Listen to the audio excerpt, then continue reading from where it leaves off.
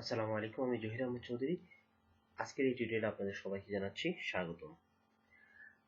আপনারা দেখতে পাচ্ছেন আমরা যে বিষয়টা নিয়ে আজকে ভিডিওটি তৈরি করতে যাচ্ছি সেটি হচ্ছে বুটস্ট্র্যাপ। আপনারা হয়তোবা অনেকে বুটস্ট্র্যাপ সম্পর্কে জানেন, অনেকে জানেন না। তো বুটস্ট্র্যাপ হচ্ছে একটি ওয়েবসাইট ডিজাইনের একটি রেসপন্সিভ ওয়েবসাইট ডিজাইনের জন্য খুবই কার্যকর একটা ফ্রেমওয়ার্ক। এটা হচ্ছে ওয়েবসাইট ডিজাইনের জন্য একটা ফ্রেমওয়ার্ক, যেখানে HTML, CSS এবং জাভাস্ক্রিপ্টের সমন্বয়ে jQuery সমন্বয়ে একটা ফ্রেমওয়ার্ক তৈরি করে দেওয়া আছে। শুধুমাত্র আপনি HTML জানলেই শুধুমাত্র HTML জানলে আপনি বুটস্ট্র্যাপে কাজ করতে পারবেন, একটি রেসপন্সিভ ওয়েবসাইট ডিজাইন করতে পারবেন। এখানে চারটা আলাদা আলাদা উইন্ডো দেওয়া আছে। দেখেন এখানে ডেস্কটপ কিংবা ল্যাপটপ, মোবাইল, ট্যাবলেট, এখানে চারটা ডিভাইস দেওয়া আছে। প্রত্যেকটা ডিভাইসে আমার ওয়েবসাইটটা কমফোর্টেবলি কিংবা রেসপন্সিভ ভাবে কাজ করবে। আমরা যখন কম্পিউটারে আমার ওয়েবসাইটটা লগ ইন করবো কিংবা মোবাইলে লগ ইন করবো, মোবাইলের মতো করে বা কম্পিউটারের মতো করে আমার ওয়েবসাইটটা দেখাবে। এই সিস্টেমটা তৈরি করা হচ্ছে বুটস্ট্র্যাপ বা রেসপন্সিভ ওয়েবসাইট ডিজাইন। তো আসুন আমরা বুটস্ট্র্যাপ সম্পর্কে একটু জানি এবং বুটস্ট্র্যাপে কিভাবে শুরু করতে হয় সে বিষয়গুলো সম্পর্কে আমরা আজকে এই টিউটোরিয়ালে জানতে পারবো। এখানে website design and development, responsive website design, আমরা যে টপিকস গুলো এই প্রথম অংশে কভার করব সেগুলো হচ্ছে mobile first design, understand Y bootstrap, include bootstrap এবং কাস্টমাইজ বুটস্ট্র্যাপ ইনস্টলেশন। প্রথমে আন্ডারস্ট্যান্ড ওয়াই বুটস্ট্র্যাপ। আমরা কেন বুটস্ট্র্যাপ কেন ইউজ করব এটা সম্পর্কে জানার জন্য প্রথমে ইজি টু ইউজ। বুটস্ট্র্যাপটা খুব সহজে ইউজ করা যায়। শুধুমাত্র আপনার HTML এবং CSS এর বেসিক ধারণা, একবার বেসিক ধারণা যদি থাকে তাহলে আপনি বুটস্ট্র্যাপটা ইউজ করতে পারবেন। রেসপন্সিভ ফিচার একটু আগে বললাম, বিভিন্ন ধরনের যদি ফোন, ট্যাবলেট বা ডেস্কটপ কম্পিউটারে খুব সহজেই অ্যাডজাস্টমেন্ট করে নিতে পারে এই বুটস্ট্র্যাপগুলো। মোবাইল ফার্স্ট অ্যাপ্রোচ, আমরা মোবাইল মতো করে খুব সুন্দরভাবে আমাদের ওয়েবসাইটটা কমফোর্টেবলি কাজ করতে পারে। তার সর্বশেষ যেটি গুরুত্বপূর্ণ সেটা হচ্ছে ব্রাউজার কম্পাটিবিলিটি। আমরা সাধারণত একটা ওয়েবসাইট তৈরি করলে এক এক ব্রাউজারের জন্য এক একভাবে হয়তোবা কিছু আলাদাভাবে কোডিং করতে হয়, কিন্তু বুটস্ট্র্যাপ এমনভাবে তৈরি করে দেওয়া আছে প্রত্যেকটা ব্রাউজারে আমার খুব সুন্দরভাবে কমফোর্টেবলি এগুলো কাজ করতে পারবে। সেক্ষেত্রে আমাকে আলাদা আলাদাভাবে কোডিং করার কোনো প্রয়োজন নেই। তো এগুলো হচ্ছে আমাদের বুটস্ট্র্যাপ শুরু করার আগে এই বিষয়গুলো আমাদের জানা থাকা দরকার, কেন আমরা বুটস্ট্র্যাপে ইউজ করব এই এই বিষয়গুলো। প্রথমে আসেন আমরা বুটস্ট্র্যাপটা আসলে শুরু করব কিভাবে। আমরা যেরকম হ্যাঁ একটা HTML স্ট্রাকচার তৈরি করি, এই স্ট্রাকচার মতো করে আমরা জাস্ট কয়েকটা লিংক কিংবা কয়েকটা ফাইল ইনক্লুড করে দেব। জাস্ট এই ফাইলে অথবা কি বলে লিংক অ্যাড করে দিলে আমাদের বুটস্ট্র্যাপটা কাজ করতে পারবো। সর্বপ্রথম এখানে দেখেন যে include bootstrap 4 from a CDN থেকে আমাদেরকে বুটস্ট্র্যাপ 4টাকে ইনক্লুড করে নিতে হবে। এবং কোথা থেকে বুটস্ট্র্যাপটা ইনক্লুড করব? Download bootstrap 4 from getbootstrap.com। getbootstrap.com এ গেলেই আপনি বুটস্ট্র্যাপ 4 যে ভার্সনটা আছে ওই ভার্সনটা আপনি এখান থেকে ফাইলটা নামিয়ে নিতে পারেন, অথবা এখানে নেক্সট সিডিএন যে চারটা লিংক দেওয়া আছে এই চারটা লিংক যদি আপনি ওইখানে ইনক্লুড করেন তাহলে আপনি খুব সুন্দরভাবে কাজ করতে পারবেন। সর্বশেষ যেটা আছে সেটা হচ্ছে কাস্টমাইজ ইনস্টলেশন। এই চারটা লিংক আমরা এখানে দেখেন কাস্টমাইজ ভাবে এগুলাকে করে মানে আমরা যদি এর আগের স্লাইডে দেখে দেখেন এখানে সম্পূর্ণভাবে লিংকটা দেওয়া আছে, সম্পূর্ণ লিংক দেওয়া আছে। যদি এরকম হয় তাহলে যদি ইন্টারনেট আপনার থাকে তো সুতরাং ইন্টারনেট থেকে এই কোডিং গুলা সে নিয়ে নেবে, যেটাকে বলা হচ্ছে সিডিএন। আর এটা হচ্ছে অফলাইন। আমি যদি আমার প্রজেক্টের মধ্যেই এই ফাইলগুলা রেখে দিই তাহলে ফাইলগুলা ওইখান থেকে আমরা এখান থেকে ইনক্লুড করে নিতে পারি। এই চারটা বিষয়। এখন আমরা যে বিষয়গুলো দেখব সেটা হচ্ছে আমরা তিনটা ওয়েতে আমরা বুটস্ট্র্যাপটাকে ইনক্লুড করে নিতে পারি। সর্বপ্রথম যে সিস্টেমটা সেটা হচ্ছে অনলাইন, আমরা এটা যেভাবে দেখাইছি ঠিক এভাবে। দ্বিতীয় হচ্ছে আমরা একটা ফাইল নামিয়ে নিতে পারি, এই চারটা ফাইল ছাড়াও আরো অনেক ধরনের ফাইল ওইখানে থাকবে। আর তৃতীয় নাম্বার হচ্ছে আমরা যে সিডিএন অনলাইনে যে কোড আছে ওই কোডটাকে কপি করে নতুন ফাইল তৈরি করতে পারি। এই 4টা উপায়ে আমরা কাজ করতে পারি। আসুন আমরা এই 4টা উপায় দেখে নিই।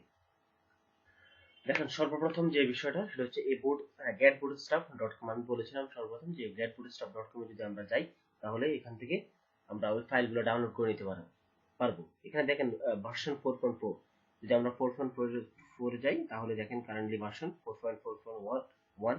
এখান থেকে যদি ডাউনলোডে ক্লিক করি, কম্পাইলড সিএসএস এন্ড জেএস, এই লেখাগুলো একটু পড়ে নেবেন তাহলে আপনি খুব সহজে বুঝতে পারবেন যে এখানে আসলে কি কি আছে।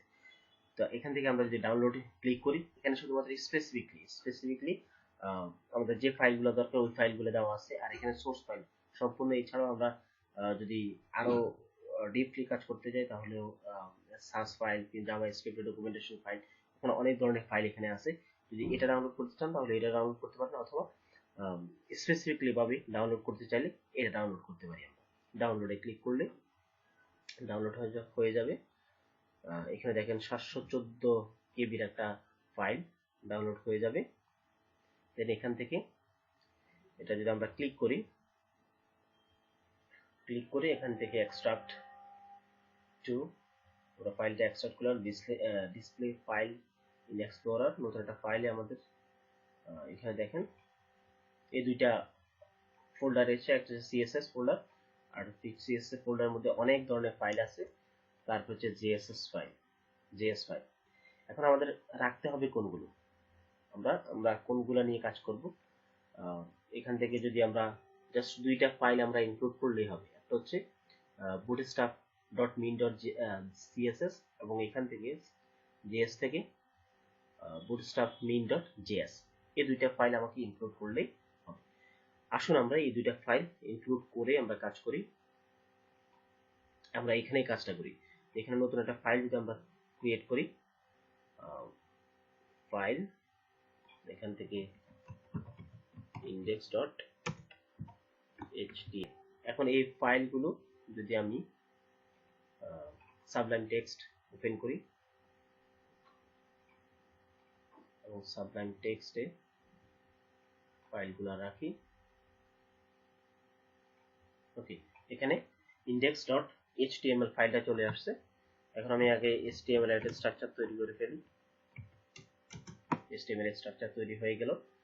দেন এখান থেকে যে দুইটা ফাইলের কথা বললাম ওই দুইটা ফাইল আমরা ইনক্লুড করে দিই। একটা হচ্ছে css এর এই bootstrap.min.css, আর একটা হচ্ছে এখান থেকে bootstrap.min.js, এই দুইটা ফাইল আমরা ইনক্লুড করে নিতে পারি।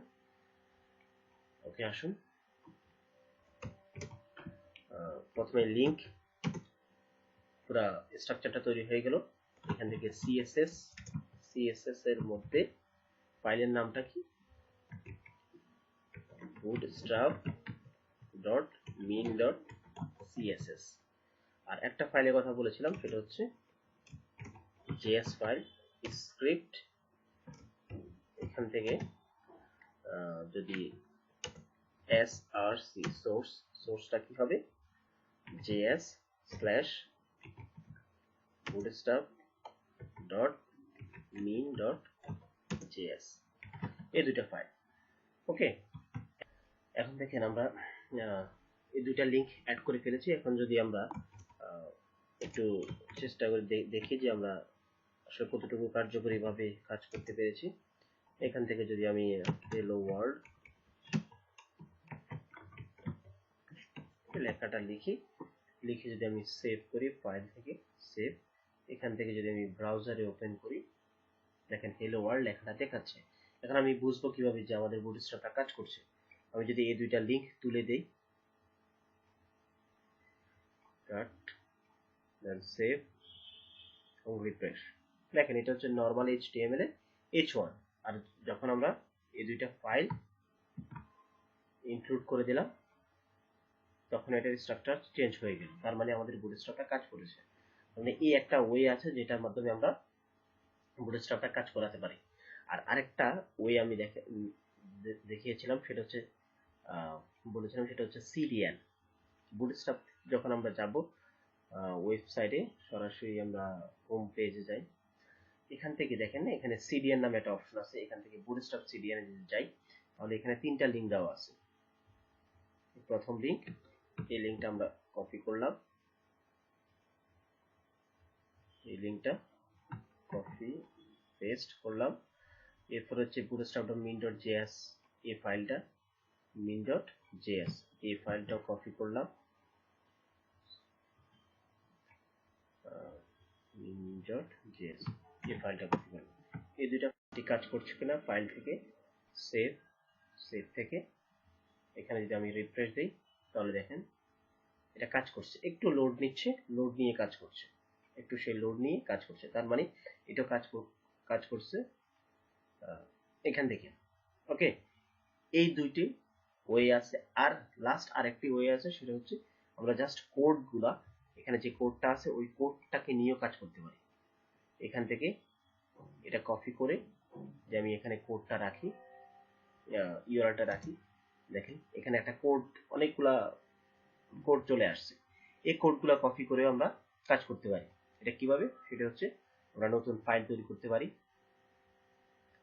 এখান থেকে একটা নিউ ফাইলটার একটা নাম দেই, যেহেতু আমরা দুইটা ফাইল নিয়ে কাজ করছি, একটা হচ্ছে bootstrap.min.css। ওকে, এই সিএসএস, এখানে যে সিএসএস ফাইলটা আছে, এখানে দেখেন সিএসএস ফাইল, এখান থেকে কন্ট্রোল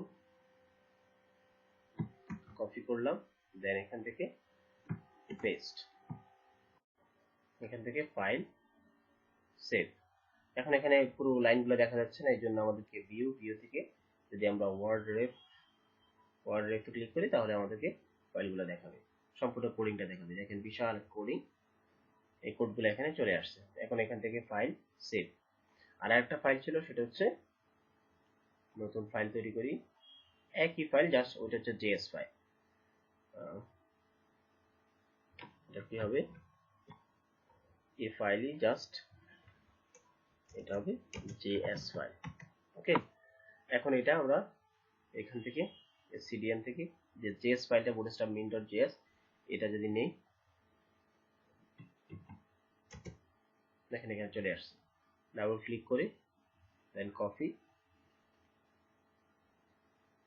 এবং এখানে পেস্ট, ফাইল সেভ। আর এটাকে ওয়ার্ড রেফ দিয়ে দিলাম, তাহলে সবগুলো লাইন চলে আসবে। ওকে, ফাইল সেভ। এখন এখানে শেষ হয়ে যাবে না, এখান থেকে আমাদেরকে লিঙ্কগুলা করে দিতে হবে। এখানে একটু চিন্তা করে দেখেন, এখানে আমরা সরাসরি bootstrap.min.css দিছি, আর এখানে bootstrap.min.js দিছি, কারণ হচ্ছে আমরা সরাসরি ওই ফাইলের মধ্যেই ডাটাগুলো রাখছি। আপনারা যদি একটু খেয়াল করেন, এখানে ওই ফাইলের মধ্যে, ফাইলের পাশাপাশি আমাদের দুইটা ফাইল রাখা হয়েছে, এই জন্য কোনো ধরনের ফোল্ডার আমরা ইউজ করিনি, যদি আমরা ফোল্ডারের মধ্যে রাখতাম তাহলে এখানে ফোল্ডার স্ল্যাশ দিয়ে দেন ফাইলটার নাম লিখতাম, যেটা আমরা এর আগে করেছি। ওকে, তো ধন্যবাদ সবাইকে। আমরা এই তিনটা উপায়ে আমাদের বুটস্ট্র্যাপটাকে অ্যাড করতে পারি এবং বুটস্ট্র্যাপ কাজ করতে পারি। ধন্যবাদ সবাইকে, আসসালামু আলাইকুম।